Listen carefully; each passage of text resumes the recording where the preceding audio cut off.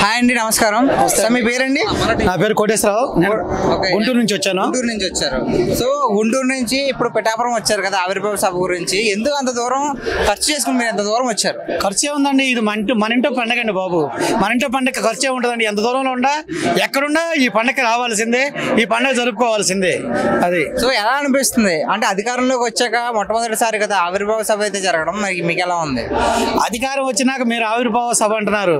సంవత్సరం ముందే పవన్ కళ్యాణ్ గారు చెప్పారు, ఈసారి మనం జరిగే ఆవిర్భావ సభ అధికారంతో చేసుకుంటామని ఆ రోజు చెప్పాడు. చెప్పినట్టే అధపాతాళానికి వైసీపీని తొక్కేశాడు. చంద్రబాబు నాయుడు గారిని జైల్లో నుంచి తీసుకొచ్చి ఈ రోజున ఆవిర్భావ సభ గెలిచి ఆవిర్భావ సభ చేస్తున్నాడు. అది అంతే. సో అంటే పరిపాలన ఎలా ఉందండి వచ్చిన తర్వాత? పరిపాలన ఇంతకుముందు రాక్షస రాజ్యం ఉండేది, ఇప్పుడేమో రామరాజ్యం సాగుతుంది.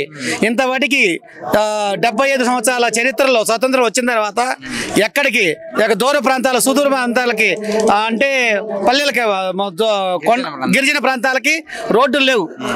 ఎవరైనా హాస్పిటల్కి వెళ్ళాలంటే మోసు రావాలి. అలాంటి దానికి కూడా ఈ రోజున యంత్రాంగాన్ని మొత్తాన్ని నడిపించి తీసుకెళ్లి మళ్ళీ రోడ్లు వేయించాడు. ఈ రోజున అదే తండాలకి అంబులెన్స్లు వెళ్తున్నాయి, వైద్యం ఉంది, ప్రతిదానికి అక్కడ సౌకర్యాలు కల్పించాడు. That is Pawan Kalyan. ఈ ఒక్కటి చాలు అంత పవన్ కళ్యాణ్ గురించి చెప్పడానికి. ఈ రోజు రాష్ట్రం మొత్తం గతుకుల రాష్ట్రం అయిపోయింది.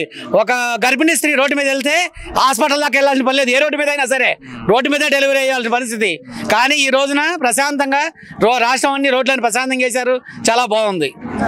సో మరి ఇప్పుడైతే డిప్యూటీ సీఎంగా ఉన్నారు కదా పవన్ కళ్యాణ్ గారు, నెక్స్ట్ సీఎం అయ్యే అవకాశం ఉందంటారా? సీఎం అయ్యే అవకాశం ఉందని ఏ రాష్ట్రంలో ఏ వైసీపీ వాళ్ళని అడిగినా, ఏ తెలుగుదేశం వాళ్ళని అడిగినా, జనసేనలో అడిగినా చెబుతారు. ఎందుకంటే ఏపీలో సీఎం అవ్వాలంటే పవన్ కళ్యాణ్ గారు వల్లే చేశాడు. దేశంలో ప్రధానమంత్రి నిర్ణయించింది ఒక పవన్ కళ్యాణ్ గారే. పవన్ కళ్యాణ్ గారు సీఎం అవ్వాలంటే ఆయన తలుచుకుంటే ఎంతసేపు 10 నిమిషాల పని. అది విషయం చంద్రబాబు నాయుడు గారే అసెంబ్లీలో చెప్పారు, ఆయన పార్టీ ఆఫీసులో చెప్పారు. పవన్ కళ్యాణ్ గారు దయ వల్లే ఈ రోజు నేను సీఎం గా ఉన్నాను, లేకపోతే లేదు అని ఆయన క్లియర్ గా చెప్పాడు. కాబట్టి ఆయన సీఎం అయినా ఒకటే, డిప్యూటీ సీఎం కన్నా ఒకటే. అంటే మరి అత్యంత మెజారిటీతో గెలిపించిన పిఠాపురంలో ఇప్పుడు జనసేన 12వ ఆవిర్భావ సభ అయితే పెట్టారు కదా, మరి పిఠాపురం ప్రజల కోసం ఈ సభ సందర్భంగా ఏమైనా హామీలు ఇచ్చే అవకాశం ఉందంటారా? ఆల్రెడీ పిఠాపురం వాళ్ళకి కడుపు నిండిపోయింది ఆయన గెలిచిన తర్వాతే.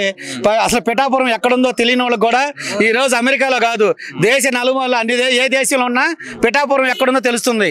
కాబట్టి ఆల్రెడీ అపోలో హాస్పిటల్ వచ్చేసింది. ప్రతిదీ ఇక్కడి నుంచే ఆయన చేస్తున్నాడు.